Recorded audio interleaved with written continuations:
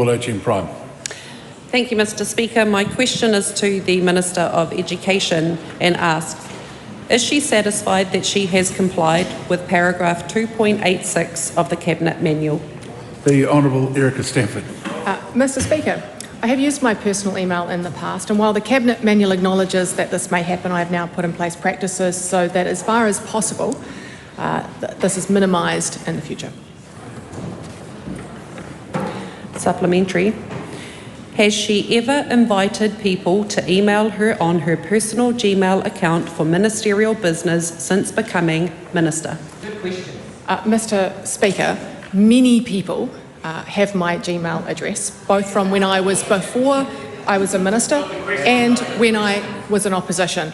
Some of them still continue to use it, and as I've said in my primary, I take steps as far as I possibly can now to ensure that that stops happening.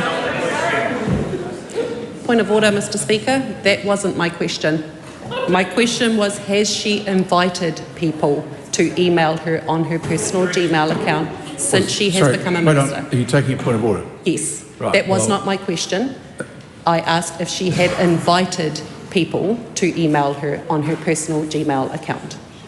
Well, presumably if she's given them that address at some point they've been invited. That would be the conclusion. Since a Minister, I said. Since a Minister? Okay, well, Minister may like to have another crack at that. Sure. Look, I'll reinstate what I said, Mr. Speaker. Many people have my Gmail address and I receive unsolicited emails. As far as I can recall, I've never given out my personal email, but as I say, it's freely available. Unfortunately, many people can find it online and they have emailed me at my personal email. A very popular Minister. Supplementary. Has she ever used her personal Gmail account to organise ministerial meetings? Mr. Speaker, no. All meetings that have been organised through my ministerial office, and they are all available in the proactively released diary, managed either through my political staff or through my private secretaries. Is everything she organised via her private email recorded in her ministerial diary? Mr. Speaker, I didn't organise any meetings through my Gmail, and any meetings that have been organised by my senior private secretary, my office, and have been recorded in the proactive diary releases. Supplementary.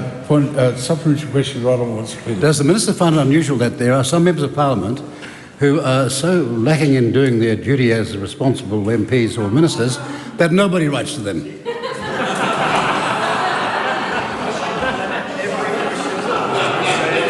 Supplementary. Well, I just hear from my left the suggestion that every question time there is a need to put up with so-called this nonsense. Unfortunately, is it a house where people do have the right to stand their feet, say largely what they're thinking, as long as it is not offensive to the House. WhangāreiTim Prime. Honourable WhangāreiTim Prime. Point of order, sir. Point of order, Kieran McAnulty. So just to clarify, you are saying that members have the right to stand up and ask a question they know is not in order to make a political point, and that's all good with you? No, that's not what I said at all. And if you want to refer to Hansard, you'll find out what I did say. The Honourable WhangāreiTim Prime. Supplementary.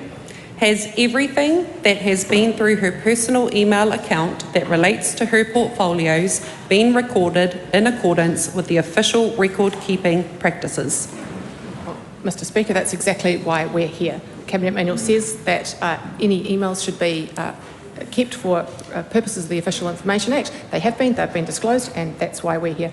What I would say, Mr. Speaker, though, is that I am absolutely 100% focused on reforming the education system, which is why we've done so much work.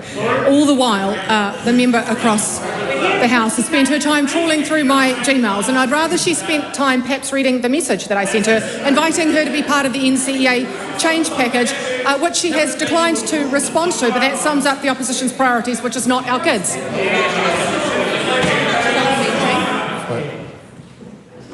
The Honourable WhangāreiTim Prime. Has she received assurances from the GCSB, NZSIS, DPMC, Ministerial Services, Parliamentary IT, or any other relevant agency that her Gmail has never... Look, sorry, a question's being asked, and questions are asked in silence. We've had too much of that today, on both sides. Start again. Has she received assurances from the GCSB, the NZSIS, DPMC, Ministerial Services, Parliamentary IT, or any other relevant agency that her Gmail has never been breached? Mr. Speaker, I have not done that, but I have made sure that there is two-factor authentication on my Gmail, which is one of the things that we're required to do.